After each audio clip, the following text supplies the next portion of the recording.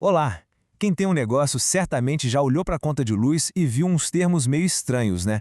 Coisas como demanda contratada ou ultrapassagem, e ficou com aquela pulga atrás da orelha, se perguntando, afinal, o que é isso? Pois bem, nessa nossa análise a gente vai decifrar esses itens da fatura de energia de uma vez por todas.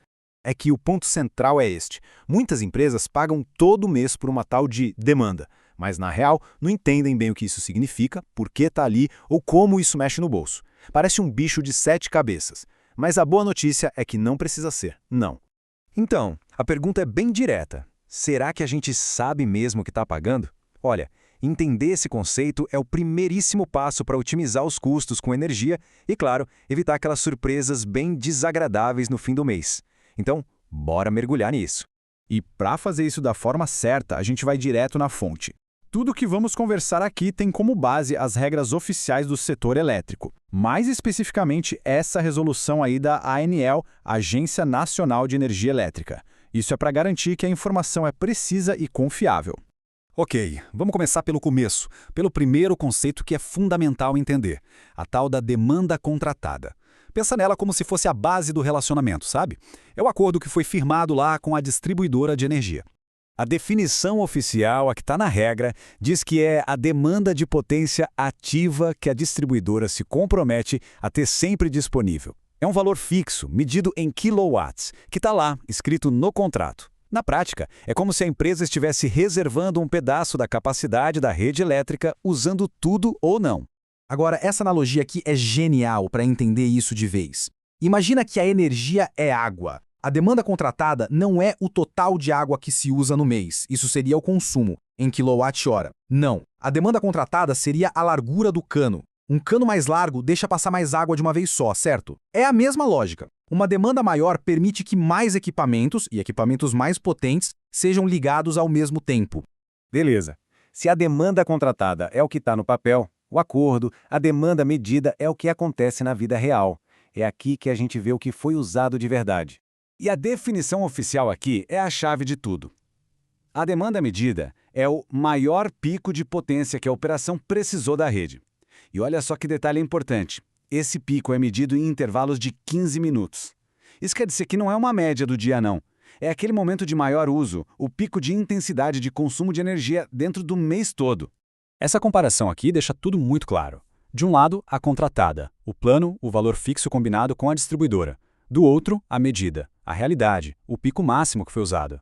A conta de luz, no fim das contas, é o resultado desse encontro entre o que foi planejado e o que foi de fato utilizado. E o que acontece quando a realidade supera o plano? É aí que a gente entra na terceira parte da nossa conversa. Vamos falar da famosa e muitas vezes temida demanda de ultrapassagem. Essa é a pergunta que tira o sono de muito gestor por aí. Quer dizer, existe um contrato, mas aí, num belo dia, a produção precisa acelerar, mais máquinas são ligadas ao mesmo tempo e pronto. O pico de uso, a demanda medida, passa do que estava combinado no papel. E aí, o que acontece? A resposta começa com esse número aí, 5%. A resolução da ANEEL diz que existe uma margem de tolerância, ou seja, dá para passar um pouquinho da demanda contratada até 5%, sem que isso vire uma cobrança extra. É como uma pequena folga, um respiro. Mas, se a demanda medida passar desses 5% de tolerância, aí sim a conta chega. Entra a cobrança por ultrapassagem. E o ponto mais importante é este. O valor cobrado por cada quilowatt que passa desse limite é muito, mas muito mais caro que o valor do quilowatt da demanda normal. É uma penalidade financeira bem clara. E, de novo, isso não é invenção da distribuidora. Como a gente pode ver, a própria resolução da ANEEL define direitinho as condições de aplicação dessas cobranças. Tá tudo na regra, e entender essas regras é o que dá poder para gerenciar melhor os custos.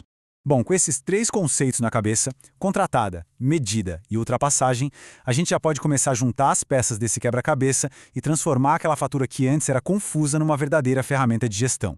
Então, o fluxo é bem lógico. Olha só. Primeiro, se assina um contrato com uma demanda contratada específica. Depois, a distribuidora fica medindo o pico de uso, a demanda medida, a cada 15 minutos. No fim do mês, ela compara uma com a outra. Se a medida for maior que 105% da contratada, ou seja, passou dos 5% de tolerância, aí vem a cobrança de penalidade. Simples assim.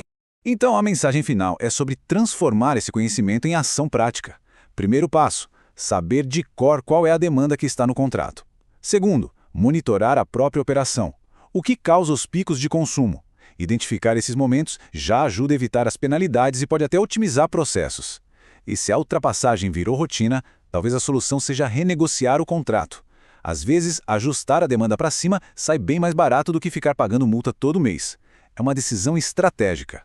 E a gente termina com essa reflexão. Olhar para a conta de energia é muito mais do que só pagar um boleto. É um ato de gestão. A demanda que está contratada hoje ajuda a empresa a ser mais eficiente ou está aos pouquinhos comendo recursos preciosos? E mais, que oportunidades de economia podem estar escondidas ali por trás daqueles números? Agora, o conhecimento para encontrar essas respostas está aí, à disposição de quem quiser usar.